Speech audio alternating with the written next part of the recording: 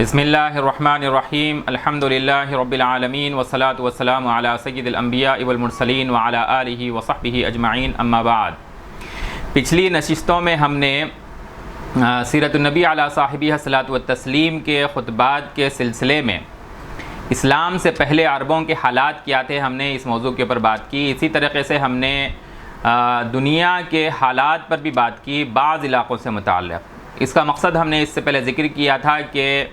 ان حالات سے واقفیت کے بعد ہمیں پتہ چلے گا کہ اسلام کی ضرورت کیا تھی اور اسلام نے آ کر کیا تبدیلیاں پوری عالم کے اندر جو ہے وہ پیدا کی۔ اس دور کو جس کے بارے میں ہم بات کر رہے ہیں کہ اسلام سے پہلے عربوں کے یا دنیا کے حالات کیا تھے، اسے عہد جاہلیت کہتے ہیں، جس کے اندر مذہبی جاہلیت تھی، یعنی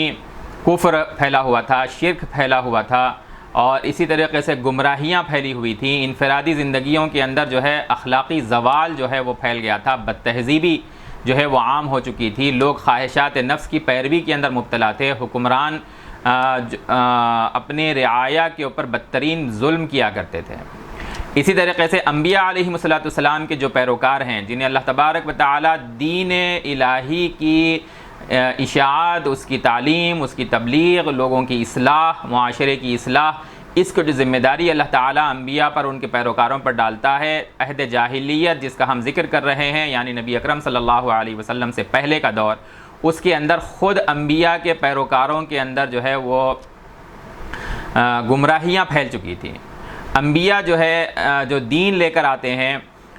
وہ جب اپنے پیروکاروں کو چھوڑتے ہیں تو نہ صرف کتاب دے کر جاتے ہیں، تعلیم دے کر جاتے ہیں، بلکہ عملی طور پر اپنی قوم کو اور جن کی جانب انبیاء بھیجے جاتے ہیں ان کو اس طرح تیار کر دیتے ہیں کہ اس قوم کا عمل ان کی تعلیمات کا جو ہے وہ مظہر ہوتا ہے، یعنی اس قوم میں اللہ کی تعلیمات عملی طور پر دکھائی دیتی ہیں۔ لیکن عہد جاہلیت میں حضور صلی اللہ علیہ وسلم کی بعثت سے پہلے دنیا میں جو دو بہت بڑی قومیں معروف اور مشہور تھیں، ایک نصارہ اور دوسرے یہود، یہ دونوں خود کے آسمانی کتابوں کے حامل ہونے کے مدعی تھے، اہل کتاب ہونے کے مدعی تھے، اللہ کے دین کے پیروکار ہونے کے مدعی تھے، لیکن اگر انہی کے انبیاء ان کے درمیان آ جاتے تو وہ پہچان نہیں پاتے کہ یہ واقعی اللہ کے دین کے پیروکار ہیں یا کسی دوسرے مذہب اور گمراہیوں کی پیروی کرنے والے ہیں۔ خدا کی کتابوں کے اندر انہوں نے جو ہے وہ تحریف کر دی تھی۔ خدا کی کتابیں جو ہیں وہ اپنی اصل شکل میں ان کے درمیان باقی نہیں رہی تھی۔ بے تکلف کہا جا سکتا ہے کہ انسانیت کی ہدایت کے لیے جو امید ہوتی ہے، انسانیت کی ہدایت کے لیے جو امید ہوتی ہے کہ کسی قوم، فرد یا کسی کتاب کے ذریعے سے انسانوں کے درمیان جو ہے وہ ہدایت پھیلے گی، وہ اس وقت ان یہود و نصارہ سے بھی ختم ہو گئی تھی،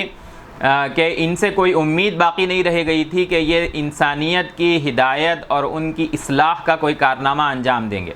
یہودی بدترین رسومات اور روایات کا مجموعہ بن کر رہ گئے تھے، جو تورات کی اور حضرت موسیٰ علیہ السلام سے لے کر حضرت عیسیٰ تک جتنے انبیاء آئے ان کی تعلیمات سے وہ دور تھے۔ حضرت عیسیٰ کو تو خیر وہ کیا مانتے، ان کے انکار ہی کی بنیاد پر ان کی پہچان یہودیت بنی ہوئی تھی، لیکن خود حضرت موسیٰ اور ان کے بعد کے بنی اسرائیل کے انبیاء علیہ السلام کی تعلیمات پر ان کا کوئی عمل نہیں تھا۔ حضرات انبیاء علیہ السلام بار بار ہماری گفتگو میں یہ ذکر آتا ہے کہ بنی اسماعیل میں اللہ تبارک و تعالیٰ نے صرف سیدنا محمد رسول اللہ صلی اللہ علیہ وسلم نبی آخر الزماں سید المرسلین والانبیاء کو مبعوث فرمایا تھا، لیکن حضرت موسیٰ علیہ السلام کے بعد بنی اسرائیل کے اندر مسلسل انبیاء علیہ السلام کا سلسلہ بندھا رہتا تھا۔ بخاری شریف کی حدیث ہے، کانت بنو اسرائیل تسوسہم الانبیاء کلما ہلک نبی خلفہ نبی، کہ انبیاء علیہ السلام کا سلسلہ بنی اسرائیل میں لگاتار بندھا ہوا ہوتا تھا۔ ایک نبی کا جب انتقال ہوتا ہے، وفات ہوتی، تو ان کی جانشینی کے لیے خود نبی موجود ہوتے، یہ بنی اسرائیل کا حال تھا۔ لیکن انبیاء علیہ السلام کی نسل میں ہونے کی وجہ سے جو برکات ان کے درمیان تھی اس کو انہوں نے اپنی شرارتوں سے ختم کر دیا تھا۔ خود یہودی بدترین شرک کے اندر مبتلا تھے، کفر کے اندر مبتلا تھے، توہم پرستی میں مبتلا تھے، سحر اور جادو ان کے درمیان جو ہے وہ بہت سرایت کر چکا تھا۔ دین کے ساتھ، احکام دین کے ساتھ مسخرہ پن کرنا ان کی عادت بن چکی تھی، ہیلے بازی کرنا، سبت کے معاملے میں جو ان کی حرکتیں تھیں اس کو قرآن مجید نے واضح کیا ہے، جن کو ہم اپنے مقام کے اوپر واضح کریں گے، ذکر کریں گے۔ یہاں صرف اتنا حوالہ کہ دین کے احکام کے ساتھ مسخرہ پن کرنا ان کی عام عادت تھی، جس کی وجہ سے قرآن مجید نے جب نبی صلی اللہ علیہ وسلم ہجرت کر کے مدینہ منورہ پہنچے اور پھر قبلے کے اوپر جو ہے ہنگامہ کھڑا ہوا، تو قرآن مجید کی آیت نازل ہوئی کہ بر کی حقیقت کیا ہے۔ یہودیوں کے علاوہ عربوں کے حالات بھی ہم نے اس سے پہلے ذکر کیے تھے کہ وہ کیسے بدترین شرک میں مبتلا ہوئے، حالانکہ عرب جو ہیں وہ حضرت اسماعیل علیہ السلام کی نسل سے تھے۔ مکہ خاص طور سے قریش جو ہیں وہ عدنانی عرب ہیں، مستعربہ عرب ہیں، حضرت اسماعیل علیہ السلام کی نسل سے ہیں۔ خزاعہ، یہ جتنے قریش کے قبیلے حضور صلی اللہ علیہ وسلم کے دور میں تھے وہ سب اسماعیلی عدنانی عرب ہیں، لیکن اس کے باوجود کہ یہ حضرت ابراہیم سے اپنی نسبت رکھتے تھے اور مدعی تھے کہ ہم ملت ابراہیمی کے پیروکار ہیں، حضرت اسماعیل علیہ السلام کے دین کے ہم جو ہے پیروکار ہیں، بدترین شرک میں یہ مبتلا ہو چکے تھے، جس کی تفصیلات ہم نے ذکر کر دی پچھلی نشستوں میں۔ ایک نقطہ یہاں پر سمجھنے کی ضرورت ہے کہ عربوں کے شرک کی نوعیت کیا تھی۔ ہمارا عقیدہ اور ایمان کی حقیقت ہمیں اس سے معلوم ہو جاتی ہے اگر ہم سمجھ جائیں کہ عربوں کے شرک کی حقیقت کیا تھی۔ عرب جو ہے وہ بدترین شرک کے اندر مبتلا تھے، لیکن اللہ پر وہ یقین رکھتے تھے، اللہ کے اوپر وہ یقین رکھتے تھے، لیکن فرق تھا۔ ایک فرق کیا تھا کہ وہ خدا پر یقین رکھتے تھے لیکن اس کے ساتھ دوسروں کو شریک کرتے تھے، اور شریک کرنے کی بھی شکل یہ نہیں تھی کہ وہ خدا کو اللہ کے علاوہ کسی اور کو جو ہے وہ ان صفات کا حامل مانتے تھے جو اللہ تبارک و تعالیٰ کے لیے خاص ہیں۔ کیا ہیں اللہ تبارک و تعالیٰ کے لیے خاص صفات؟ مثلا اللہ تعالیٰ خالق ہیں، آسمان و زمین کو پیدا کرنے والے کون ہیں؟ اللہ تعالیٰ ہیں۔ ہمارے پیدا کرنے والے کون ہیں؟ اللہ تعالیٰ ہیں۔ اوریجینیٹر جو ہے وہ اللہ ہے۔ اسی طریقے سے رزق دینے والا اللہ ہے، سسٹینر جو ہے وہ اللہ ہے۔ یہ ہم مانتے ہیں، ہم سمجھتے ہیں کہ ایسا ماننا توحید ہے۔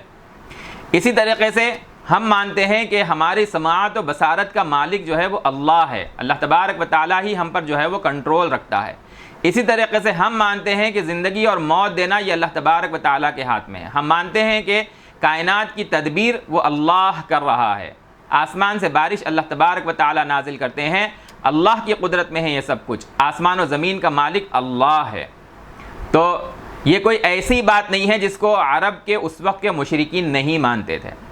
خالق وہ اللہ کو مانتے تھے، رازق اللہ کو مانتے تھے، سمع و بصر کا مالک اللہ کو مانتے تھے، تدبیر امور، آسمانوں سے بارش کو نازل کرنا، اس کائنات کی تدبیر کرنا، وہ سب مانتے تھے کہ یہ سب اللہ تبارک و تعالیٰ کرنے والے ہیں، اللہ کے علاوہ کوئی کرنے والا نہیں ہے۔ مشرکین عرب یہ نہیں کہتے تھے کہ لات و منات، حبل اور عزا نے جو ہے وہ اس کائنات کو تخلیق کیا ہے،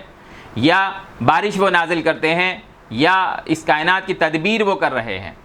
ان سے جب پوچھا جاتا کہ یہ سب کون کرتا ہے تو وہ کہتے ہیں کہ یہ سب کرنے والا اللہ تبارک و تعالیٰ ہے۔ یہ سب امور کائنات کی تدبیر کے، یہ سارے امور جو ہے وہ اللہ تبارک و تعالیٰ کے پاس ہیں۔ تو پھر آخر وہ ان کا شرک کیا تھا، اس کو سمجھنے کی سخت ضرورت ہے۔ آج ہمارے ایمان، ہمارے عقیدہ توحید کی حقیقت ہم آسانی کے ساتھ سمجھ سکتے ہیں کہ کیا واقعی ہم اس توحید کے پیروکار ہیں جو اللہ اور اس کے رسول نے ہم کو سکھلائی ہے، قرآن و حدیث نے ہمیں بتلائی ہے۔ عرب خالق و مالک، رازق، مدبر امور، آسمانوں سے بارش نازل کرنے والا، اس کائنات کو چلانے والا، وہ اللہ ہی کو مانتے تھے۔ اور یہ لات و منات، حبل اور عزا جو تھے، ان کو وہ کہتے تھے کہ یہ اللہ کے سامنے ہمارے شفعاء ہیں، ہماری شفاعت کرنے والے ہیں، یہ ہمارے اور اللہ کے درمیانی شخصیت ہیں، ہم ان کی پرستش کریں گے تو یہ اللہ تبارک و تعالیٰ کے یہاں ہماری سفارش کریں گے، ہمیں اللہ تبارک و تعالیٰ کے قریب کریں گے۔ قرآن مجید نے ان کے اس نظریے کو نقل کیا ہے، ما نعبدهم الا لیقربونا الی اللہ زلفا، کہ یہ ہمارے جو ہے اللہ تبارک و تعالیٰ کے یہاں قریب کرنے والے ہیں۔ سورہ یونس میں اللہ تبارک و تعالیٰ کا ارشاد ہے کہ اللہ تعالیٰ نے فرمایا کہ وہ اللہ تعالیٰ کے علاوہ ایسی شخصیات کی پرستش کرتے ہیں جو نہ انہیں نفع پہنچا سکتی ہے نہ نقصان پہنچا سکتی ہیں۔ یعبدون من دون اللہ ما لا یضرهم ولا ينفعهم ویقولون، اور کہتے ہیں ہؤلاء شفعاؤنا عند اللہ، یہ اللہ تعالیٰ کے یہاں ہمارے سفارشی ہیں۔ اللہ تعالیٰ نے سوال کیا کہ یہ سفارشی ہونے کا نقطہ کہ اللہ تعالیٰ کے درمیان، اللہ اور بندوں کے درمیان یہ درمیانی شخصیت ہے، یہ کس نے بتایا تمہیں؟ قل اتنبئون اللہ بما لا يعلم فی السماوات ولا فی الارض سبحانہ وتعالی عما یشرکون، یہ تمہیں کس نے بتا دیا کہ یہ اللہ تعالیٰ اور عام مخلوقات کے درمیان، عام انسانوں کے درمیان جو ہے وہ درمیانی شخصیت ہیں، اس لیے ان کی عبادت اور پرستش کی جائے۔ اللہ تعالیٰ کے یہاں درمیانی کوئی چیز اللہ تعالیٰ نے نہیں رکھی ہے۔ یہ انسانیت کو آج بھی بتلانے کی ضرورت ہے کہ بندہ اللہ تعالیٰ کی عبادت کے لیے درمیان میں کسی کو رکھنے کی ضرورت نہیں ہے، حتیٰ کہ انبیاء علیہم السلام بھی، انبیاء علیہم السلام کی ہستیاں وہ اللہ تعالیٰ کی ہدایت کو بندوں تک پہنچانے کے لیے ہے۔ سیدنا محمد رسول اللہ صلی اللہ علیہ وسلم نے اس بات کو صاف کیا اپنی امت کے لیے کہ تمہیں اگر کوئی چیز مانگنا ہو تو صرف اللہ سے مانگو، حتیٰ کہ جوتے کا تسمہ بھی اگر تمہیں مانگنا ہو تو وہ صرف اللہ سے مانگو۔ درمیانی شخصیات کا اللہ تبارک و تعالیٰ کے یہاں، اس اللہ رب العزت کے یہاں کے اور مخلوقات اور بندوں کے درمیان کوئی درمیانی ہستی نہیں ہے۔ سبحانہ و تعالی عما یشرکون، اللہ تبارک و تعالیٰ نے جو ہے اسی لیے کہا کہ جن کی تم عبادت کر رہے ہو وہ بیکار محض ہیں، اس مقصد سے۔ یہ جو ہے وہ غور کرنے کا مقام ہے کہ جب مشرکین عرب اللہ کو خالق مانتے ہیں اور اللہ تعالیٰ کی ان تمام صفات کو مانتے تھے جن کو ہم مانتے ہیں، لیکن فرق صرف ایک کرتے تھے کہ درمیانی شخصیات کو مان کر ان کی پرستش کرتے تھے، تو اللہ تعالیٰ نے کہا کہ نہیں، یہ توحید خالص نہیں ہے۔ حضرت ابراہیم کی توحید جو ہے وہ توحید خالص تھی۔ جب اللہ ہی خالق ہے، جب اللہ ہی مالک ہے، جب اللہ ہی سب کچھ کر رہا ہے تو عبادت کا مستحق، پرستش کا مستحق، پوجا کا مستحق، وندنا کا مستحق، دعاؤں کا مستحق، قربانی کا مستحق، نذر کا مستحق، ہماری ہر طرح کی عبادت کے لیے مستحق جو ہے وہ صرف اور صرف اللہ تعالی ہے، اللہ کے ساتھ کوئی شریک نہیں ہے۔ آج ہم امت محمدیہ ہونے کا دعویٰ کرتے ہیں، سیدنا محمد الرسول اللہ صلی اللہ علیہ وسلم کے پیروکار ہونے کا دعویٰ کرتے ہیں، لیکن ہمارے اندر جو ہے انبیاء، سیدنا محمد الرسول اللہ صلی اللہ علیہ وسلم، ولی، شیخ، پیر، ان تمام کے بارے میں وہی تصور در آیا ہے، گھس کے آ گیا ہے، جو مشرکین عرب لات و حبل اور عزا اور منات کے بارے میں شفعاء کا رکھتے تھے کہ یہ اللہ اور ہمارے درمیان درمیانی شخصیات ہیں۔ یہ بعینی ہی جاہلیت کی ذہنیت ہے۔ عرب جن بتوں کو پوجتے تھے، لات و منات کو، وہ ان کو بھی کہتے تھے کہ جو ہے یہ درمیانی ہے۔ اور ایک بات جاننا چاہیے کہ لات و منات اور عزا جو ہے یہ اس معاشرے کے بد اخلاق بدترین لوگ نہیں تھے۔ ان شخصیتوں کو جو انہوں نے اپنا معبود اور پرستش کے لائق بنایا تھا، وہ اس معاشرے کے ان کی تاریخ کے اندر نہایت نیک اور صالح گروہ تھا۔ لات کے بارے میں ہے لت یلت سے جو ہے ان کا نام یہ پڑا، ورنہ صفتی نام ہے یہ دلیا بنانے والا، سوپ بنانے والا، اناج کو کوٹ پیس کر جو ہے ایک ڈش تیار کر کے لوگوں کی خدمت کرنے والا، ان کو کھلانے پلانے والا۔ اس حوالے سے وہ شخصیت ان کے یہاں مقبول ہوئی اور زمانے کے ساتھ ساتھ ان کی اس نیکی کی بنیاد پر انہیں جو ہے وہ معبود بنا لیا گیا۔ آج بھی تمام مشرکین کے ماحول کے اندر اگر ہم دیکھتے ہیں تو چاہے وہ رام جی ہوں، کرشن جی ہوں، گوتم ہوں، گوتم بدھ ہوں، یہ سب کے سب اپنے اپنے زمانے کے انسان تھے، اور انسان ہونے کے ساتھ ساتھ اپنے معاشرے کے نہایت نیک صالح روایات ان کے ساتھ جڑی ہوئی ہیں کہ انہوں نے اپنے اپنے زمانے میں نیکی اور صالحیت اور اچھائی کا ایک نشان چھوڑا ہے، اور اس بنیاد پر بعد والوں نے انہیں اپنا معبود بنا لیا۔ ورنہ کوئی صالح، کوئی ولی، کوئی نبی قابل احترام تو ہے، ہم ان کا آدر کرتے ہیں، ہم ان کا احترام کرتے ہیں، ان کی نیکی کی وجہ سے ہم ان کا احترام کرتے ہیں، لیکن ان کی نیکی کی وجہ سے ہم ان کی عبادت نہیں کرتے۔ عبادت کے لائق، عبادت صرف اللہ کا حق ہے، پرستش صرف اللہ کا حق ہے، معبودیت کے مقام پر پہنچنے لائق ہستی وہ صرف اللہ کی ہے۔ نیکی کے کاموں کی وجہ سے ہم ان کا، جو نیک بزرگ گزرے ہیں ان کا احترام کرتے ہیں، لیکن ہم پھر دعا کریں گے اللہ تبارک و تعالیٰ سے کہ اللہ ان کی نیکیوں کا ان کو اچھا اجر دے، اور ساتھ ہی ہم یہ بھی دعا کریں گے کہ اللہ ان سے اگر کوئی کوتاہی ہوئی ہے، کوئی لغزش ہوئی ہے تو اس پر آپ انہیں معاف کیجیے۔ دین حق میں، انبیاء کے دین میں جو ہے وہ اصل مرکزی ہستی وہ صرف اللہ کی ہے، عبادت کے لائق۔ اور باقی جتنے ہیں چاہے وہ انبیاء علیہ السلام ہوں، ولی اور پیر تو بہت دور کی بات ہے، انبیاء علیہ السلام بھی ہدایت کا ذریعہ ہیں، ہمیں اللہ تبارک و تعالیٰ تک پہنچانے والے ہیں۔ اگر ہم دیکھتے ہیں کہ رسول اللہ صلی اللہ علیہ وسلم کا جو مقام ہے، مقام محمود اور مقام وسیلہ، اس کی آپ صلی اللہ علیہ وسلم کے لیے دعا کی جاتی ہے کہ اے اللہ وہ جو مقام وسیلہ پوری انسانیت میں آپ نے جو سب سے بلند ترین جنت میں مقام طے کر رکھا ہے، وہ جو ہے وہ سیدنا محمد رسول اللہ صلی اللہ علیہ وسلم کو عطا فرمائیے، کیونکہ آپ صلی اللہ علیہ وسلم کی خدمات اور آپ کی محنتیں انسانیت کے لیے اس لائق ہیں کہ وہ مقام صرف آپ صلی اللہ علیہ وسلم کو اللہ کی جانب سے عطا کیا جائے۔ بہرحال عربوں کے حالات ہم نے ذکر کیے تھے کہ ان کے اندر بھی جاہلیت جو ہے وہ بہت رچ بس گئی تھی، بدترین شرک ان کے اندر در آیا تھا، باوجود یہ کہ وہ حضرت ابراہیم اور حضرت اسماعیل علیہ السلام کے پیروکار ہونے کے مدعی تھے۔ عربوں سے باہر کے حالات ہم نے ذکر کیے تفصیل کے ساتھ، رومیوں کا ہم نے ذکر کیا کہ وہ عیسائی ہونے کے مدعی تھے، اور میں نے جو ہے وہ نائسیہ کی جو ہے وہ کاؤنسل کے حوالے سے، قسطنطین کے عیسائیت کو قبول کرنے کے حوالے سے میں نے بتلایا کہ کیسے 300 سال تک جو ہے حضرت عیسیٰ علیہ السلام کے بعد میں عیسائیت کے 3 بڑی جو ہے وہ کیٹیگریز تھیں، اور ان میں جو ایک بہت بڑا گروہ ایسا تھا جس کو جیوش کرسچنز کہتے ہیں، حالانکہ ہماری اصطلاح کے اندر وہ حضرت مسیح علیہ السلام، حضرت عیسیٰ ابن مریم علیہ السلام کی تعلیمات کے پیروکار تھے، سچے پیروکار تھے، اور ان کی پاکیزہ تعلیمات کو جو ہے وہ اہمیت دیتے تھے، ایک اللہ کی پرستش کرتے تھے، حضرت موسیٰ کی لائی ہوئی شریعت جس کو حضرت عیسیٰ علیہ السلام نے جاری رکھا اس کے وہ پیروکار تھے، اور ابن اللہ تثلیث کے عقیدے کے جو ہے وہ منکر تھے اور اس کے مخالف تھے۔ لیکن ایک بہت بڑا گروہ خاص طور سے جو ہے وہ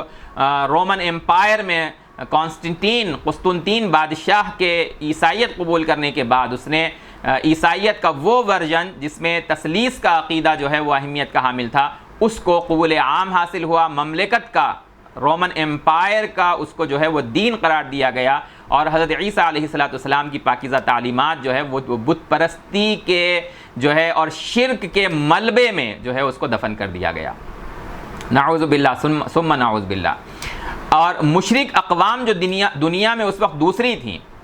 ان سے بھی جو ہے جو شرک کے مراسم تھے، عیسائی ان کو بڑی آسانی کے ساتھ جو ہے وہ اپنے اندر شامل کر لیتے تھے۔ اس وقت شام مکمل جو ہے وہ شرکیہ عیسائی ورژن، عیسائیت کے ورژن کا پیروکار تھا۔ مصر کے اندر یہی جو ہے وہ عیسائیت کا ورژن جو ہے اس کی پیروی کی جاتی تھی۔ حبشہ کے اندر جو ہے وہ عیسائی تھے اور وہ جو ہے وہ بدترین شرک کے اندر مبتلا تھے۔ یمن کے اندر، عراق کے اندر ایک بڑا طبقہ جو ہے، ایک بڑا حصہ جو ہے وہ عیسائیت کا پیروکار تھا۔ عراق کا ایک بڑا حصہ جو ہے وہ ایرانی مملکت کے تحت آتا تھا، لیکن وہاں کے بہت سارے لوگ اور وہاں کا ایک بہت بڑا طبقہ جو ہے وہ عیسائیت کا پیروکار تھا۔ یہ حضور صلی اللہ علیہ وسلم سے بعثت سے پہلے کا حال ہے۔ عقیدے کی گمراہی کے ساتھ اگر ہم دیکھتے ہیں تو انفرادی زندگی کے اندر عقیدہ سے ہٹ کر، کفر اور شرک سے ہٹ کر بدترین اخلاقی زوال جو ہے وہ پوری انسانیت کے اندر، عیسائی مملکت کے اندر، عیسائی علاقوں کے اندر جو ہے وہ عام ہو گیا تھا۔ لوگ جو ہے آپس میں ایک دوسرے کے اوپر جو ہے وہ ظلم کرتے تھے، خواہشات نفس کی پیروی کرتے تھے۔ یہ رومن امپائر کا حال ہے۔ ہم نے اس کی عقیدے سے متعلق ان کی گمراہیوں کی تفصیل ہم نے پچھلی نشست کے اندر تفصیل کے ساتھ ہم نے ذکر کیا ہے۔ پھر ایران کا اگر ہم ذکر کرتے ہیں تو حضرت سلمان فارسی رضی اللہ تعالی عنہ کے نسبت سے ہم نے ان کے باب کا اور اختصار کے ساتھ ان کے مذہب کا ہم نے ذکر کیا۔ اگر ہم ایرانی علاقے اور فارسی علاقے کے جو ہے وہ تفصیلی اگر ہم تجزیہ کریں تو یہ تمام عناصر اربعہ کی پرستش یہ لوگ جو ہے وہ کرتے تھے۔ خاص طور سے آگ کی پرستش جو ہے ان کے درمیان عام طور پر رائج تھی۔ پورے ملک کے اندر جو ہے وہ آگ کی پرستش کے جو ہے وہ معبد، عبادت خانے بنے ہوئے تھے۔ ساسانی جسے سیسنٹ کہتے ہیں، ساسانیوں کے دور میں جو ہے وہ سورج کی پرستش کی جا رہی ہے، وہ چاند کی پرستش کی جا رہی ہے، پانی کی جو ہے وہ عبادت کی جا رہی ہے، اور ان سب میں سورج جو ہے وہ ان کا سب سے بڑا معبود تھا، سب سے بڑا دیوتا تھا۔ سوریہ دیوتا جو ہے ان کا سب سے بڑا دیوتا ہے۔ حضرت ابراہیم علیہ السلام کے دور میں بھی عراق اور عر کے اندر جو ہے ان کا سب سے بڑا معبود وہ سورج تھا۔ حضرت ابراہیم علیہ السلام نے اپنی قوم کی اصلاح کے لیے، ان کو متوجہ کرانے کے لیے کہ یہ سب تو جو ہے اللہ تبارک و تعالیٰ کی مخلوق ہیں، چاند، سورج، زمین، پانی، ہر چیز یہ اللہ تبارک و تعالیٰ کی مخلوق ہے، اور جو جتنی بڑی مخلوق ہے اس پر مخلوق ہونے کی چھاپ اتنی بڑی لگی ہوئی ہے۔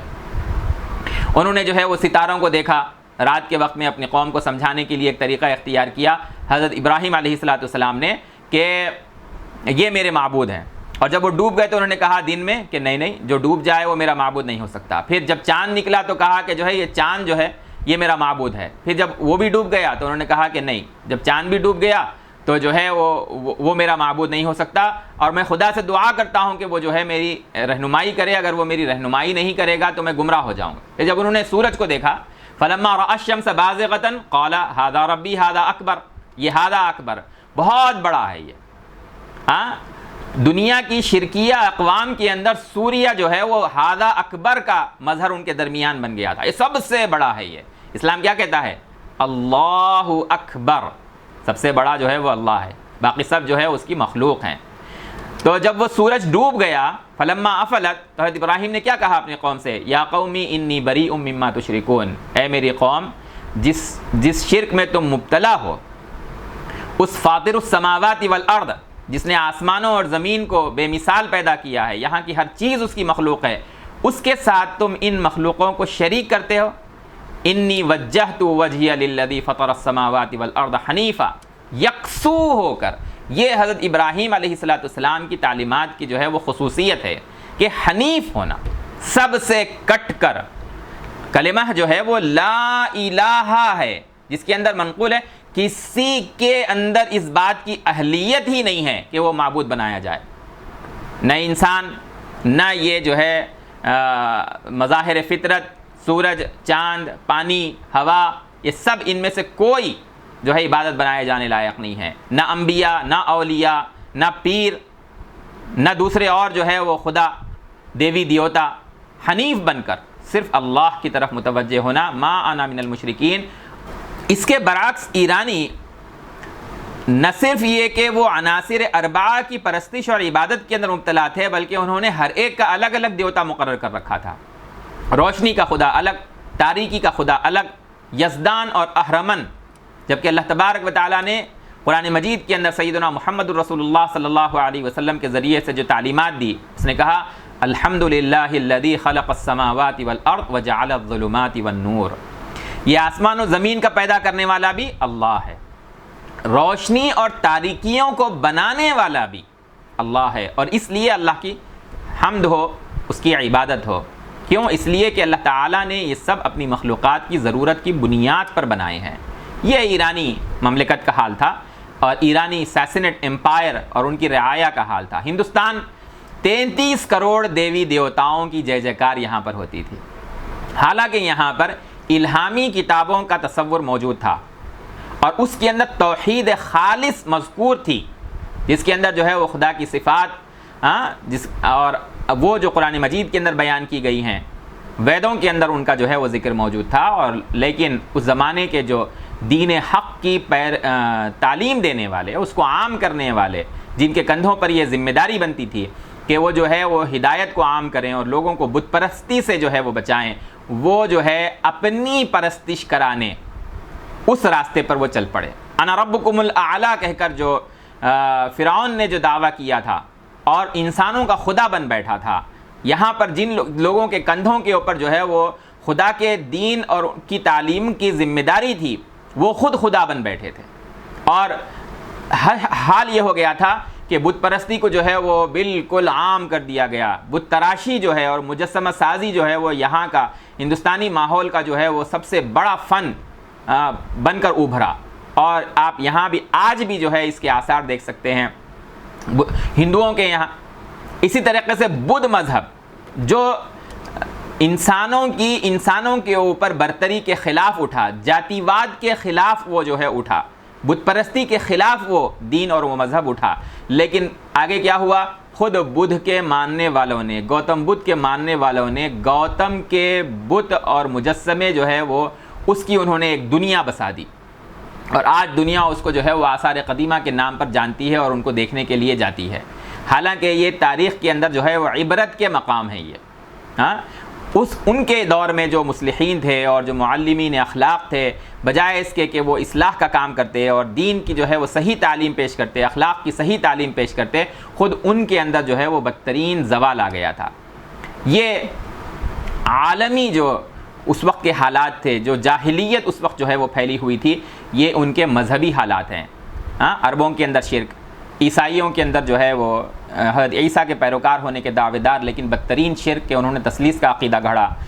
یہودیوں کے اندر جو ہے وہ شرک در آیا، ایرانیوں کے اندر جو ہے وہ آگ کی پرستش وہ بالکل، اور عناصر اربعہ کی پرستش جو ہے وہ عام تھی۔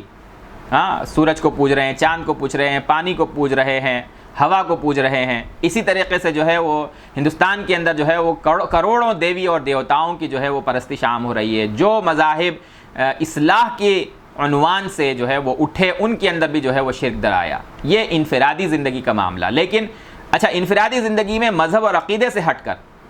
خواہشات نفس کی پیروی،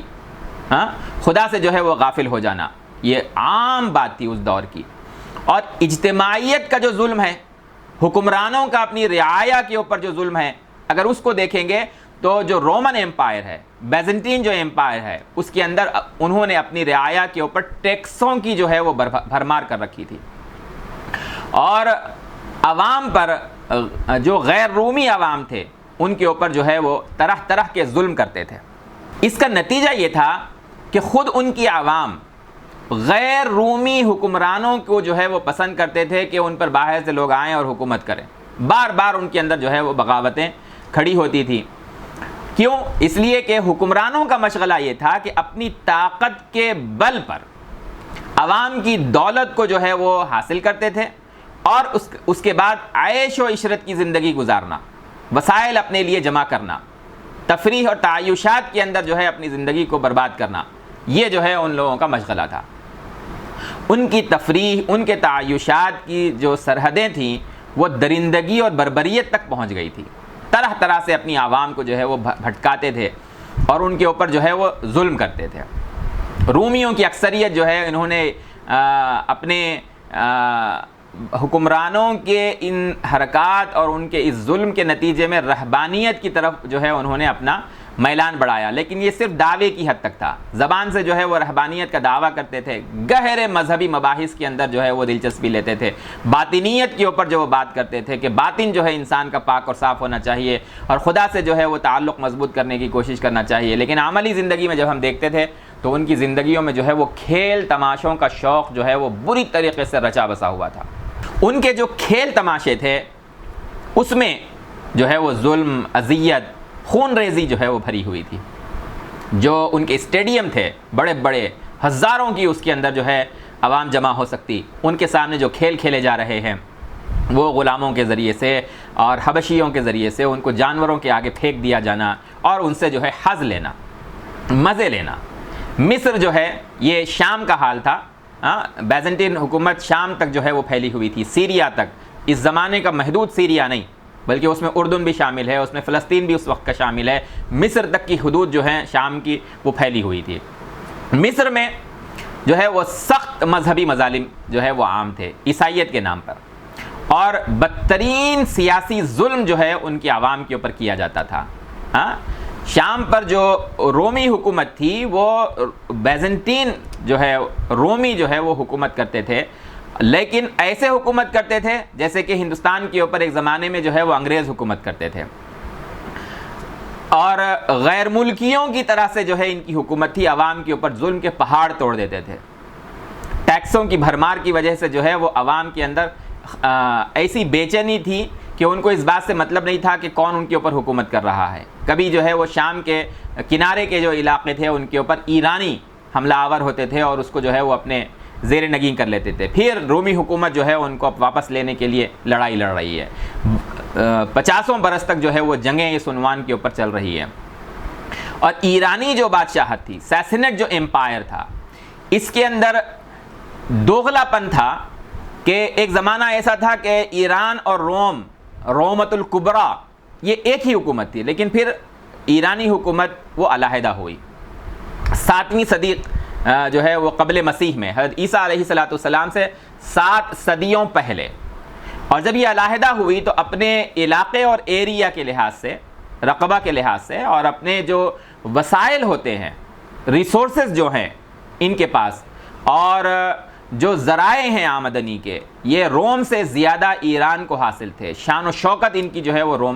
روم سے زیادہ بڑی ہوئی تھی. ایران کے تحت ہی جو ہے وہ عراق کا بڑا علاقہ آتا تھا، یمن کا ایک بہت بڑا علاقہ جو ہے وہ سیسنٹ امپائر کے تحت آتا تھا، افغانستان تک جو ہے ان کی حکومت تھی، آذربائیجان تک جو ہے وہ ایران اور فارسی حکومت جو ہے یہ ان کی پھیلی ہوئی تھی. ٹیسیفون جو ہے، مدائن جسے عربی میں کہتے ہیں، کئی شہروں کا ایک شہر ان کا جو ہے وہ دارالحکومت تھا. دور نبوت کے اندر جب اس سے متصل کہہ سکتے ہیں خلافت راشدہ میں جب یہ علاقے فتح ہونے لگے، سیدنا محمد رسول اللہ صلی اللہ علیہ وسلم کی پیشن گوئیوں کی بنیاد پر، بعد میں آپ صلی اللہ علیہ وسلم نے جو آباد کے حالات کے لیے آپ نے جو پیشن گوئیاں کی تھی، ان پیشن گوئیوں کے مطابق جب یہ علاقے فتح ہوئے تو ایرانی کس طرح کی پرتعیش زندگی گزارتے تھے، اس کا جو ہے وہ ترقی ان کی اور ان کے تعیش جو ہے وہ کھل کر سامنے آئے. ایک دور میں ایرانیوں کا جو مذہب تھا وہ تھا کہ بھائی تجرد کی زندگی اپناؤ، عورت کے قریب مت جاؤ، مال و دولت سے جو ہے اسباب اور وسائل تعیش سے جو ہے وہ اپنے آپ کو دور رکھو. اور اس کے اندر غیر فطری طور پر عوام الناس کو جو ہے ایک ایسے مذہب کی دعوت دی گئی جس پر انسان قائم رہ ہی نہیں سکتا، نسل انسانی اس بنیاد پر نہیں چل سکتی. اللہ تعالیٰ نے وسائل اس زمین کے اوپر اس لیے اتارے ہیں، اس لیے پیدا کیے ہیں کہ انسان ان سے استفادہ کرے، لیکن رہے اللہ کا بندہ بن کر، اللہ کے احکام کی تعمیل کر کر، اللہ کا بندہ بن کر، اپنے پیدا کرنے والے کا بندہ بن کر، اس کی عبادت کر کے، اس نے جو اخلاقی ہدایات دی ہیں ان مورل ویلیوز کو اپنی زندگی میں باقی رکھتے ہوئے دنیا سے انسان جتنا چاہے استفادہ کرے. اس سے اللہ تعالیٰ نے، پیدا کرنے والے نے اپنے بندوں کو منع نہیں کیا. یہ انبیاء نے تعلیم دی کہ دنیا تمہارے لیے پیدا کی گئی ہے اور تم خدا کے لیے پیدا کیے گئے ہو. تم دنیا سے فائدے اٹھاؤ، لذتیں حاصل کرو یہاں کی، لیکن رہو اللہ کے بندہ بن کر، اس کی عبادت کرو، اس کے جو ہے اخلاقی تعلیمات کو جو ہے اپنی زندگیوں میں شامل کرو. یہ انبیاء نے انسانوں کو سکھایا. لیکن طرح طرح کے فلسفے اور انسان نے جو ہے نظریات کو گھڑا، تو ایرانی علاقوں کے اندر جو ہے زردشت نے دال کے ساتھ یا تا کے ساتھ جو ہے وہ دونوں طرح سے اس کو پڑھا جاتا ہے، اس نے تجرد کی زندگی کا جو ہے وہ ذکر کیا کہ نہیں، انسان کو کامیابی اگر اختیار کرنا ہے تو اسے مال و دولت اور وسائل سے بھی دوری اختیار کرنا ہے، عورت سے بھی دوری اختیار کرنا ہے. جب یہ چیز جو ہے اپنے منفی انتہا کو پہنچی تو پھر ایک دوسری انتہا ان کے درمیان شروع ہوئی. بعد میں مصدق ان کے درمیان جو ہے پیدا ہوا. اس کا بالکل مد مقابل اپوزٹ ریاکشن جو ہے وہ آیا کہ نہیں، مال و دولت بھی ہمارے لیے ہے لیکن مشترکہ دولت ہے، کسی ایک کے پاس جمع ہونا ضروری نہیں ہے، لوٹ لو عوام کو. اور اسی طریقے سے عورت کے ساتھ جو تعلقات ہیں اس کے لیے بھی اس نے دعوت دی، نظریہ پیش کیا کہ اس کی بھی سرحدیں مقرر کرنا، یہ حرام عورت، یہ وہ حلال عورت جو ہے یہ سب بیکار بکواس ہے. چنانچہ ایسا ایک فتنے کا اور جو ہے بے حیائی کا، بےہودگی کا جو ہے پھر ایران کے اندر انقلاب آیا کہ نہ لوگوں کی مال و متاع محفوظ رہی اور نہ عورتوں کی عزت محفوظ رہی. عوام الناس کے اندر جو ہے جب لوٹ مار کا بازار گرم ہوتا تو لوگ مال و دولت بھی دوسروں کی جو ہے وہ لوٹ کر بستیوں میں داخل ہو کر ان کو لوٹ لیتے اور عورتوں کو جو ہے وہ اٹھا لے جاتے. ان حالات کے اندر جو موروثی تخت و تاج کے مالک تھے، جو بادشاہ تھے، جن کے پاس فوجیں تھیں، جن کے پاس محلات تھے، وہ خود بھی ظالم بنے ہوئے تھے اور عوام میں یہ مشہور کرتے تھے کہ ہم خداؤں کی نسل سے ہیں، انہیں مانا جائے کہ وہ خدا ہیں. ملک کی تمام دولت پر اور آمدنی پر اور وسائل پر جو ہے ان بادشاہوں کے جو ہے وہ قبضے ہوتے تھے. اسلامی جب فتوحات کا سلسلہ شروع ہوا تو ایرانی مملکت کے اندر سامان تعیش کس طرح کے جو ہے وہ جمع کیے گئے، کیسے محلات جو ہے بنائے گئے، کیسے جو ہے وہ قالین ان کے پاس تھے، ان کے پاس پکوان کرنے والے ہیں تو ہزاروں باورچی ہیں، گانے والیاں ہیں تو ہزاروں ہیں ایک ایک محل کے اندر. اور عوام کا حال کیا ہے؟ وہ مفلوق الحال ہیں، مصیبت زدہ ہیں. ٹیکسوں سے جو ہے، بندشوں سے جو ہے وہ بندھے ہوئے ہیں۔ کسان ہیں جو ان حالات کی وجہ سے کھیتوں کو چھوڑ کر جو ہے وہ رہبانیت کی زندگی اختیار کرنے کو جو ہے وہ ترجیح دے رہے ہیں۔ صنعت و حرفت والے ہیں تو وہ صنعت و حرفت چھوڑے ہوئے ہیں۔ یہ جو ہے اس وقت کے ایرانی مملکت کے حالات تھے۔ ہندوستان کے اجتماعی حالات کیا ہے؟ ایک زمانہ تھا کہ ہندوستان فلکیات کا اور حساب کا، میتھمیٹکس کا، علم طب کا، فلسفے کا جو ہے وہ بہت بڑا جو ہے گڑھ مانا جاتا تھا، بڑا اونچا نام تھا، لیکن مذہبی طور پر توہم پرستی، اخلاقی زوال اور اجتماعی طور پر عدل اور انصاف ان کے درمیان ختم ہو جانا، یہ 6 صدی عیسوی کے اندر رسول اللہ صلی اللہ علیہ وسلم کی بعثت سے پہلے کا جو دور ہے، اس دور کے اندر جو ہے وہ ہر جگہ ظلم جو ہے وہ ہندوستان کے اندر عام تھا، بے حیائی عام تھی، عیاشیوں کو جو ہے وہ عبادت گاہوں کے اندر تک داخل کر دیا گیا تھا۔ بے حیائی اور عیاشی جو ہے وہ تقدس اور عبادت کا جو ہے وہ اس کا رنگ اس کے اوپر چڑھا دیا گیا تھا۔ عورت کی کوئی عزت نہیں ہے، عورت کی عصمت جو ہے وہ محفوظ نہیں ہے۔ شوہر جو ہے وہ بیوی کو جوئے کے اندر ہار جاتا تھا۔ کتنے ایسے واقعات ہیں شاہوں کے اور رجواڑوں کے کہ جو ہے وہ اپنی بیویوں کو جوئے کے اندر جو ہے وہ ہار رہے ہیں، اور دوسرا جو ہے بادشاہ اور راجہ جو ہے دوسرے ایک بادشاہ کی بیوی کو جو ہے جوئے کے اندر جیت گیا۔ شوہر مر جائے تو عورت کو ستی ہونا پڑتا تھا کہ وہ جو ہے وہ شوہر کی چتا کے ساتھ وہ جل جائے، مر جائے۔ یہ سارا کا سارا جاہلیت اور جہالت کا دور یہاں پر عام تھا۔ جاتیواد بدترین جو ہے وہ یہاں کے اوپر معاشرے کے اوپر چھائی ہوئی تھی۔ برہمن، چھتری، ویش، اچھوت جو ہیں وہ برہمنوں کے برابر بیٹھنا تو بہت دور کی چیز ہے، برہمن گزر رہا ہو تو وہ ساتھ میں چل نہیں سکتا کہ وہ کھڑے ہو جائے راستے کے کنارے پر، جب برہمن جو ہے وہ گزر جائے تب وہ جا سکتا ہے۔ اس راستے سے نہیں گزر سکتے جہاں سے جو ہے وہ برہمن گزر رہے ہیں۔ ان کی کمروں کے اوپر جو ہے وہ جھاڑو بندی ہوتی تھی تاکہ وہ گزریں تو ان کے پاؤں کے جو نقش ہیں، نقش پا، وہ جو ہے وہ مٹتے چلے جائیں۔ ایک ہندو جو ہے وہ ہسٹورین ہیں بہت مشہور، ودیا دھر مہاجن، یہ پنجاب یونیورسٹی کے ہسٹری کے پروفیسر رہے ہیں۔ انہوں نے جو کتاب لکھی ہے انڈین ہسٹری کے اوپر، انہوں نے کہا کہ اچھوتوں کی جو بستیاں ہیں وہ شہر سے باہر رہتی تھی، وہاں وہ یہ رہنے پر مجبور ہوتے تھے۔ انبیاء علیہ السلام، اللہ کے پیغمبر، میسنجرز اور پروفٹس جو تھے اللہ تبارک و تعالیٰ کے، انہوں نے آخر میں سیدنا محمد رسول اللہ صلی اللہ علیہ وسلم نے یہ صاف واضح کیا کہ کسی انسان کو دوسرے انسان پر کوئی برتری حاصل نہیں ہے، انسان ہونے میں سب برابر ہیں۔ کالا اور گورا، گورے کو کالے کے اوپر کوئی فضیلت حاصل نہیں ہے، عربی کو عجمی کے اوپر کوئی فضیلت حاصل نہیں ہے۔ اگر اللہ کے یہاں کسی انسان کا دوسرے انسان سے کوئی مقام بڑا ہوا ہے تو وہ صرف تقوی،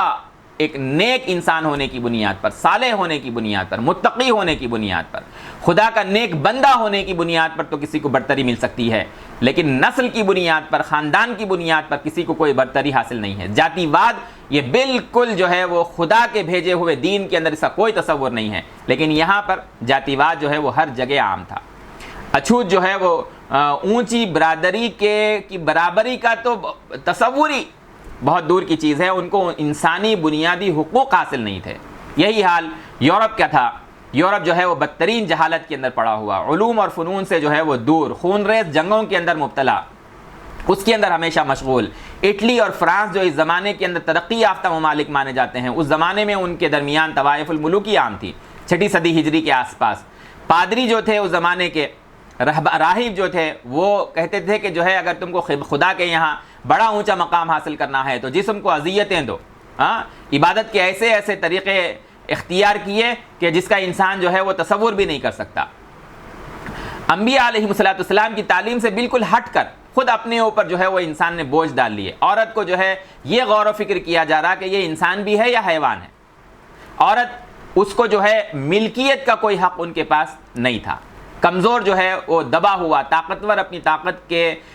زور کے اوپر جو ہے وہ ہر قسم کے کمزور کو دباتا تھا اور اس کو جو ہے اس پر ظلم کرتا تھا، ان کا خون نچوڑتا تھا۔ غرض یہ کہ اس زمانے کے اندر جو جاہلیت کا جو دور ہے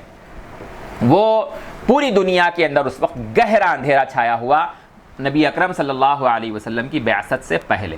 اللہ تبارک و تعالیٰ نے جو ہے حضور صلی اللہ علیہ وسلم کو بھیجنے کا، جو آپ جیسی شخصیت اور ہستی انسانوں کے درمیان رسول کی حیثیت سے مبعوث ہوئی، اس وقت سے پہلے پوری دنیا کے اندر انسانیت جہالت کی شکار تھی، ظلم کی شکار تھی۔ انسان جو ہے وہ اپنے خالق کو بھول چکا تھا، اچھائی اور برائی کیا ہے اس سے انسان جو ہے وہ لا علم ہو چکا تھا، جہالت کے گہرے گڑھوں کے اندر گر چکا تھا، علم اور عرفان سے جو ہے وہ محروم تھا، ہر طرف جو ہے وہ علم ختم ہو چکا تھا۔ پوری کی پوری بستیاں بلکہ ممالک کے اندر جو ہے ایک شخص بھی ایسا نہیں ملتا تھا جس کو اپنے دین کی فکر ہو،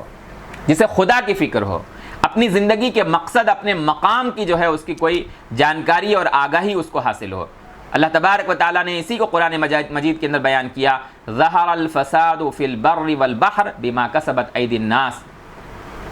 سورہ روم کی آیت ہے۔ اور اس سے پہلے میں نے حدیث ذکر کی تھی رومیوں کے اور اسی طریقے سے ایرانیوں کے احوال، جس پچھلی نشست میں جب میں نے بیان کیے تفصیل کے ساتھ، اس میں ان اللہ نظر الی اہل الارض فمقتهم عربهم وعجمهم الا بقایا من اہل الکتاب۔ اہل کتاب کے کچھ طبقات ایسے تھے، کچھ افراد ایسے تھے پوری دنیا کے اندر ٹمٹماتے ہوئے چراغوں کی طرح سے کہ وہ جو ہے اللہ تبارک و تعالیٰ کے بندے بنے ہوئے ہیں، انبیاء علیہ السلام کی سچی تعلیم ان کے پاس ہیں، لیکن پوری انسانیت کے اندر وہ کوئی اصلاحی کارنامہ انجام دے اس کی ان کے درمیان اہلیت نہیں تھی۔ ان حالات میں دنیا کے اندر علم کو عام کرنے اور عدل کو پھیلانے، ایمان کے نور کو پھیلانے اور اسلام کے انصاف کو پھیلانے کے لیے اللہ تبارک و تعالیٰ نے اپنے بندوں کی ہدایت کے لیے رحمت للعالمین بنا کر سیدنا محمد الرسول اللہ صلی اللہ علیہ وسلم کو مبعوث فرمایا۔ ایک اگلا موضوع ہمارا ہے آج کا ہی کہ نبی اکرم صلی اللہ علیہ وسلم کو اللہ تبارک و تعالیٰ نے عربوں میں کیوں مبعوث فرمایا، کیوں روم کے اندر نہیں بھیجا جہاں پر جو ہے انبیاء علیہ السلام کا سلسلہ بنی اسرائیل کے اندر چلا آتا تھا، عیسیٰ علیہ السلام کے دور میں وہ آ کے رک گیا، کیوں یہودیوں کے درمیان سیدنا محمد رسول اللہ صلی اللہ علیہ وسلم مبعوث نہیں ہوئے، کیوں کسی اور ایرانی مملکت کے اندر ساسنٹ امپائر کے اندر اس علاقے میں کیوں نہیں مبعوث ہوئے، یا ہندوستان میں یا چین میں جو ہے وہ آخری نبی کیوں مبعوث نہیں ہوئے۔ یہ ایک بہت اہم ترین سوال ہے۔ اس کا سیدھا جواب یہ ہے کہ کئی پہلو ہیں، جن میں سے ایک اہم ترین پہلو یہ ہے کہ عربوں کو آخری نبی بھیجنے کے لیے اللہ تبارک و تعالیٰ نے اس لیے مبعوث فرمایا کہ ان کے درمیان کوئی تہذیب اور علم کی روشنی، کوئی کتاب ان کے درمیان نہیں تھی، کوئی مرکزی حکومت ان کے درمیان نہیں تھی۔ یہ تو سوال کے طور پہ بھی آپ کہہ سکتے ہیں کہ نہ ان کے پاس کوئی حکومت ہے، نہ کوئی کتاب ان کے پاس ہے، اور نہ کوئی جو ہے نظریہ اور فلسفہ ان کے درمیان موجود ہے، جبکہ دنیا کے دیگر علاقوں کے اندر جو ہے کہ اہل کتاب موجود ہیں، نظریے موجود ہیں، فلسفے موجود ہیں، حکومتیں موجود ہیں، تہذیبیں موجود ہیں۔ ان سب سے ہٹ کر ایک غیر منظم قوم یا غیر مہذب قوم جن کے پاس کتاب کے نام پر کوئی نسخہ موجود نہیں ہے، صحیفہ موجود نہیں ہے، ان کے درمیان رسول اللہ صلی اللہ علیہ وسلم کی بعثت کیوں ہوئی؟ تو اس کی جو حکمتیں ہیں، سب سے پہلی حکمت یہ کہ نبی عرب جو ہیں وہ ایک سادہ تخطیط ہے، ان کے درمیان کوئی نظریہ یا فلسفہ نہ ہونا یہ ان کا ایک پلس پوائنٹ تھا، مثبت پہلو تھا کہ دنیا کی دیگر قومیں جو کسی نہ کسی نظریے اور فلسفے کی حامل تھیں، کسی نہ کسی مذہب کی پیروکار تھیں، سیدنا محمد رسول اللہ صلی اللہ علیہ وسلم کی بعثت ان میں ہوتی تو پہلے اس کے باطل اور منفی نظریات کو صاف کیا جاتا اور پھر جو ہے اسلام کے نظریے کو اور اسلام کے فلسفے کو ان کے اندر پیش کیا جاتا۔ شرک میں مبتلا تھے لیکن کسی فلسفے کی جو پیچیدگیاں ہوتی ہیں اس کے جو ہے وہ عرب شکار نہیں تھے، اس لیے اللہ تبارک و تعالیٰ نے سیدنا محمد رسول اللہ صلی اللہ علیہ وسلم کو عربوں کے اندر مبعوث فرمایا کہ وہ ایک سادہ تخطیط ہے۔ دوسری بات یہ کہ علاقے کے اعتبار سے آپ صلی اللہ علیہ وسلم کی جو بعثت ہے، نبی اکرم صلی اللہ علیہ وسلم کی جو بعثت ہے وہ کسی ایک قوم کی طرف نہیں ہے۔ آپ صلی اللہ علیہ وسلم کو صرف کسی ایک قوم کی طرف نبی بنا کر نہیں بھیجا گیا، رسول بنا کر نہیں بھیجا گیا، بلکہ پوری انسانیت کا رسول آپ صلی اللہ علیہ وسلم کو بنا کر بھیجا گیا، ہر علاقے کا، ہر زمانے کا۔ تو اس وقت ایسے دنیا کے خطے کو اللہ تبارک و تعالیٰ نے چنا جو دنیا کا وسط ہے، بالکل مرکزی علاقہ۔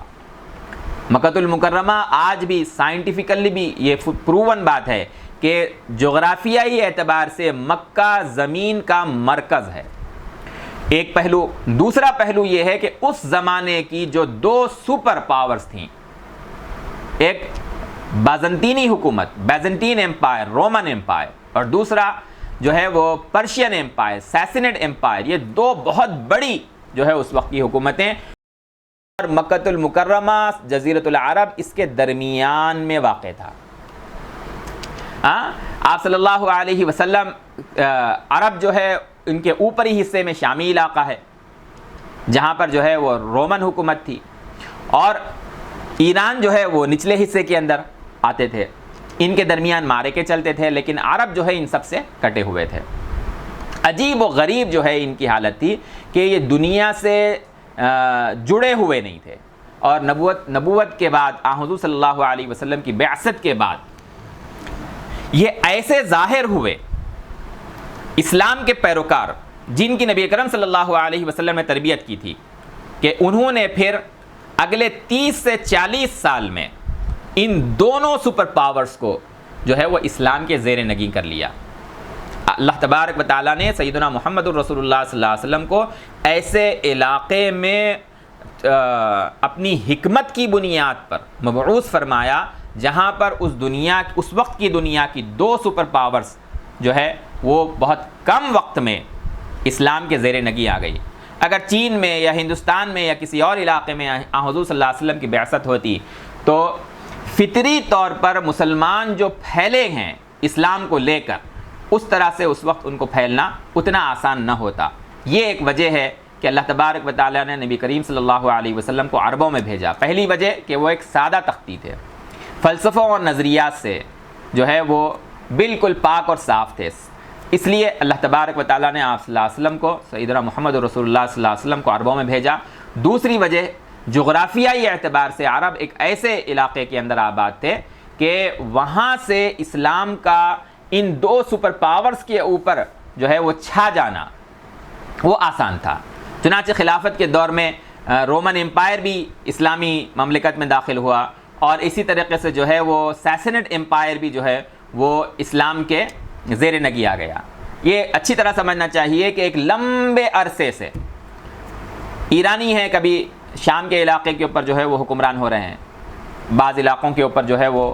غلبہ حاصل کرتے، اقتدار حاصل کرتے، پھر رومی جو ہے وہ اٹھتے اور اپنے علاقوں کو واپس لیتے. لیکن عرب جو ہے وہ پوری دنیا سے اس وقت کٹے ہوئے تھے، اور ان کا مزاج بھی نہیں تھا کہ آس پاس کے علاقوں کے اوپر حملہ آور ہوتے، وہاں پر اپنی حکومت قائم کرتے. یہ عربوں کا مزاج نہیں تھا. نبی اکرم صلی اللہ علیہ وسلم کی جب بعثت ہوئی اور آپ صلی اللہ علیہ وسلم جب مکہ المکرمہ میں اور پھر مدینہ منورہ میں اسلام کی محنت کر رہے تھے، دنیا کے کسی خطے کو یہ پتہ نہیں تھا کہ آنے والے زمانے میں، مستقبل میں پوری دنیا پر حکومت کرنے کے لیے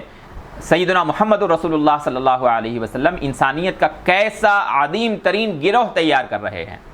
چنانچہ جب صحابہ کرام اسلام کو لے کر خلافت راشدہ کے دور میں روم پہنچے، ایران پہنچے، تو ان لوگوں نے سوال کیا. ایرانی جرنیلوں کے جو ہے وہ مکالمے تاریخ کے اندر مذکور ہیں کہ تم جو ہے عربوں کے اوپر ان کا استہزاء کرتے ہوئے، مذاق اڑاتے ہوئے کہا کہ تم تو بدو تھے، اپنے علاقے کے اندر جو ہے وہ پڑے رہتے تھے، اور ہم بھی تمہیں چھوڑے ہوئے تھے، نظر انداز کیے ہوئے تھے بچے سمجھ کر، اور تمہاری اتنی جرأت اور ہمت کہ اب تم جا کر ایک مستحکم حکومت، ایک ایسی زبردست حکومت جس کی جو ہے فوجی قوت غیر معمولی ہے، اس کا تم مقابلہ کرنے کے لیے آئے ہو. تو یہ ایک علاقہ اللہ تبارک و تعالیٰ نے ایسا چنا حضرت ابراہیم علیہ السلام کے ذریعے سے، وادی غیر ذی زرعہ کا، کہ جو انسانیت کا آخری دور ہے ان کی رہنمائی اور ہدایت کے لیے آخری نبی ان کے درمیان بھیجے جائیں. جب ان کی بعثت ہو تو وہ پوری دنیا جو ہے وہ ان سے ایسے کٹی ہوئی تھی کہ آپ صلی اللہ علیہ وسلم کو عربوں کی تربیت کرنے کا اپنی پوری زندگی کے اندر جو ہے وہ موقع ملا. اور پھر جب آپ صلی اللہ علیہ وسلم نے اسلام کو خلافت راشدہ کی شکل میں دیا امت کو، تو وہ جب آگے بڑھے تو اس وقت کی دنیا کی سپر پاورز جو ہیں وہ عربوں کے زیر نگیں آ گئی. یہ دو باتیں ذہن میں رہنا چاہیے. ایک اور بات عربوں کے امتیاز کی کہ ان کی کوئی خاص تہذیب نہیں تھی. دنیا کی دیگر جو قومیں ہیں ان کی تہذیبیں ہیں، ان کے جیسے فلسفہ کا ذکر کیا گیا ویسی تہذیب بھی جو ہے قوموں کی ہوتی ہے. اور تہذیب کے اندر تعلیم بھی ہے، تہذیب کے نشانات کے اندر پڑھنا لکھنے کا ماحول ہے، عرب جو ہے وہ امی کہلاتے ہیں۔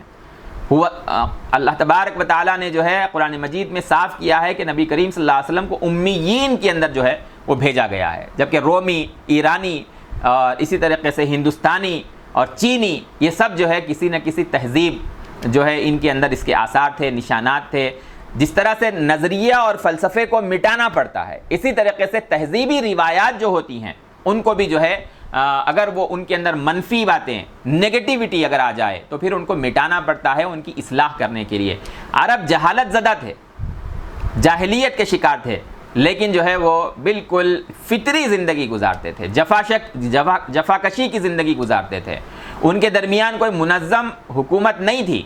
لیکن اس کے ساتھ ساتھ ان کے اندر تہذیبی اعتبار سے اسلام کی تہذیب کو قبول کرنے کے لیے وہ فطری طور پر، مکمل طور پر جو ہے وہ آمادہ تھے۔ اس لیے بھی اللہ تبارک و تعالیٰ نے سیدنا محمد رسول اللہ صلی اللہ علیہ وسلم کو عربوں میں بھیجا۔ پھر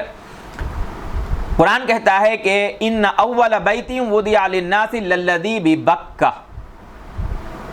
اللہ کی عبادت کے لیے انسانوں میں سب سے پہلا گھر جو تعمیر ہوا وہ مکہ میں ہوا۔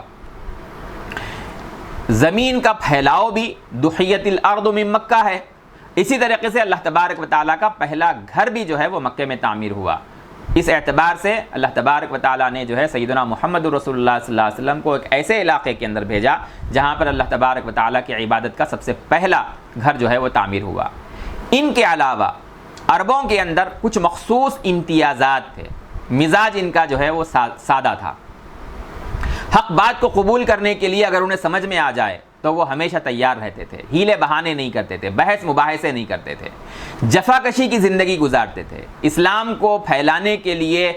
جس قوم کے اندر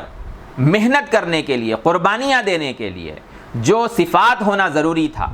جفاکشی کی جو ہے صفات ان کے اندر ہوتی، تعیش سے وہ جو ہے وہ بچے ہوئے ہوتے۔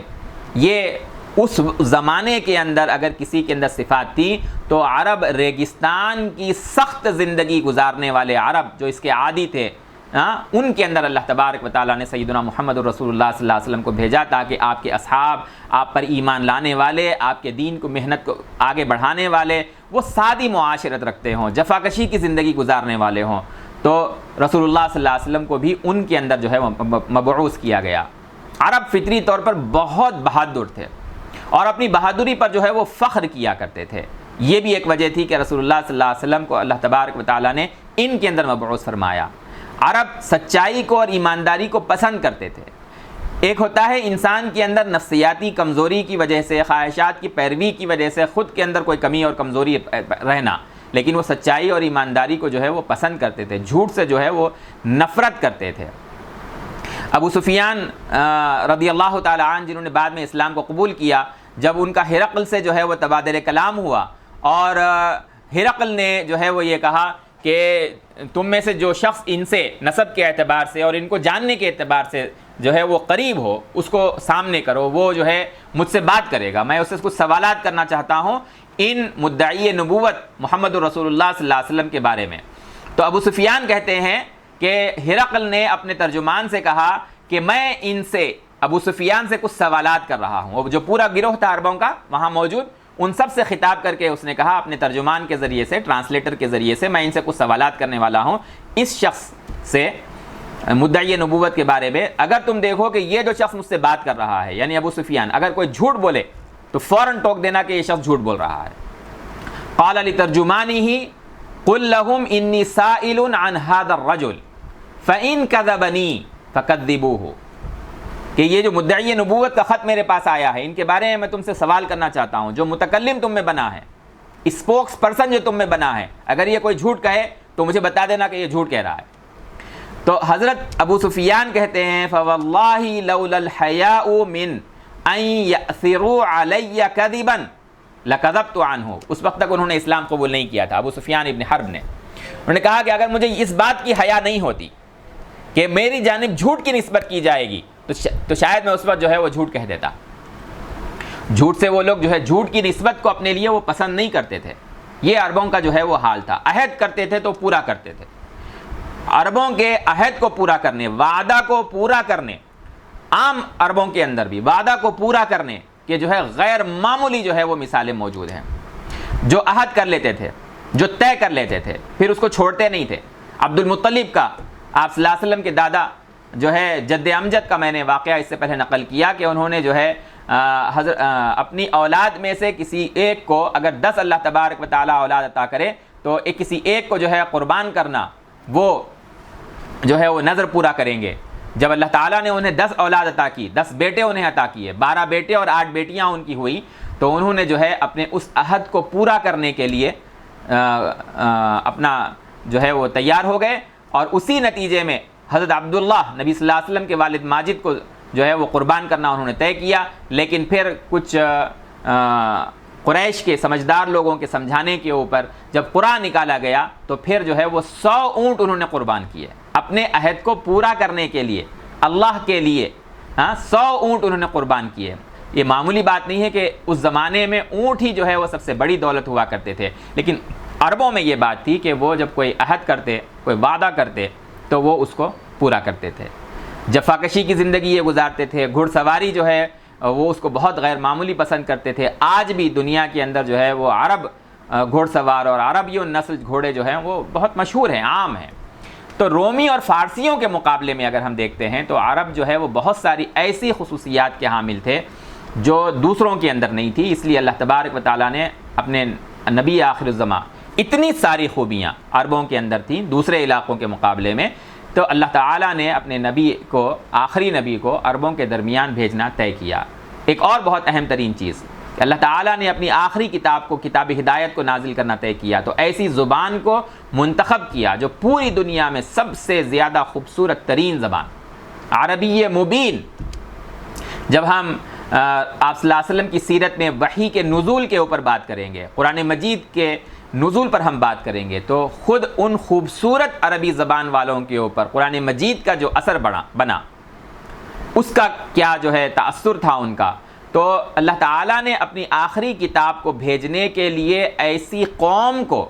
اور ان میں اپنے نبی کو بھیجنے کے لیے ایسی قوم کو اور ایسے علاقے کو منتخب کیا جو بہت ہی خوبصورت زبان رکھتے تھے۔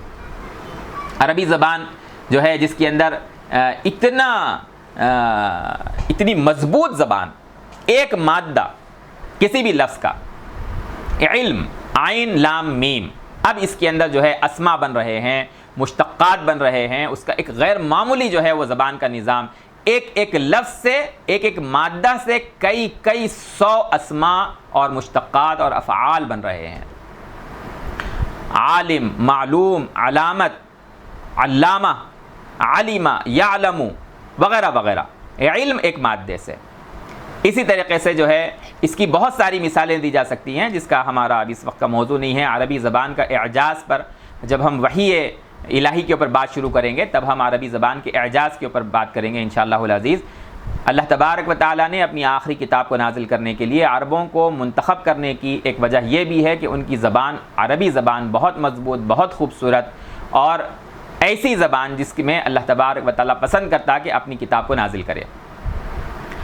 حضور صلی اللہ علیہ وسلم کو عربوں میں بھیجنے کی ایک بہت اہم ترین وجہ حضور صلی اللہ علیہ وسلم کا حضرت ابراہیم علیہ السلام کی دعا ہونا بھی ہے۔ ربنا وابعث فیہم رسولا منہم، کعبے کی تعمیر کے موقع پر حضرت ابراہیم علیہ السلام نے جو ہے اللہ تبارک و تعالیٰ سے دعا کی، ربنا وابعث فیہم رسولا منہم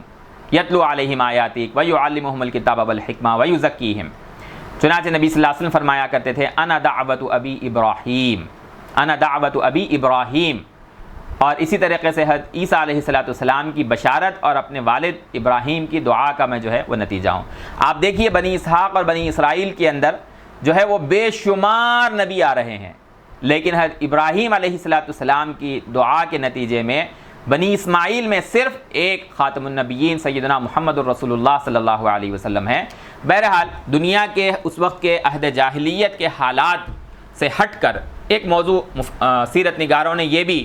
جو ہے وہ چنا ہے اور اس پر بھی بات کی ہے کہ اللہ تعالیٰ نے عربوں میں اپنے آخری نبی کو کیوں بھیجا، دنیا کے کسی اور خطے میں کیوں نہیں بھیجا؟ تو اس سوال کے یہ حکمتیں اور مصلحتیں بتلائی گئی ہیں۔ ایک تو یہ کہ عرب فلسفے اور نظریات سے بچے ہوئے سادہ تختی تھے، دوسرے جغرافیائی اعتبار سے وہ ایک ایسے مقام پر تھے کہ اس وقت کی سپر پاورز جو ہیں اللہ تبارک و تعالیٰ نے ان کو اسلام کے زیر نگیں کرنے کے لیے عربوں کے درمیان جو ہے آخری نبی کو بھیجا. ان کی زبان کی بنیاد پر اللہ تبارک و تعالیٰ نے اپنی آخری کتاب کو اس زبان میں نازل کرنا جو ہے اللہ تعالیٰ نے اس کو منتخب کیا. حضرت ابراہیم علیہ السلام کی دعا سیدنا محمد رسول اللہ صلی اللہ علیہ وسلم تھے. اور پھر اسلام کو پوری دنیا میں عام کرنے کے لیے کسی بھی قوم اور انسانی گروہ میں جن صفات کی ضرورت تھی، سادگی ہونا، جفاکشی ہونا، محنت جو ہے وہ محنت کرنا ان کے اندر، اس کا مزاج ہونا، یہ قربانیاں دینے کا مزاج ہونا، سچائی اور ایمانداری اور جو ہے وہ حق پرستی اور جو ہے وعدے کو پورا کرنے، ان تمام معاملات کے اندر جو ہے جو صفات کسی قوم کے اندر مطلوب تھیں، اسلام کو پھیلانے کے لیے جو ہے جو صفات کسی قوم کے اندر مطلوب تھیں، وہ عربوں کے اندر اس زمانے کے اندر بالقوہ طور پر پوٹینشلی دیگر اور علاقوں کے مقابلے میں زیادہ تھی. اس لیے اللہ تبارک و تعالیٰ نے نبی اکرم صلی اللہ علیہ وسلم کو عربوں میں بھیجنا طے کیا. آج ہم اسی موضوع کے اوپر بحث کرتے ہیں اور اگلا موضوع ہمارا جو ہے وہ نسب نبوی سے متعلق ہوگا انشاءاللہ العزیز. اقول قولی ھذا استغفر اللہ لی ولکم ولسائر المسلمین والمسلمات فاستغفروہ انہ ھو الغفور الرحیم.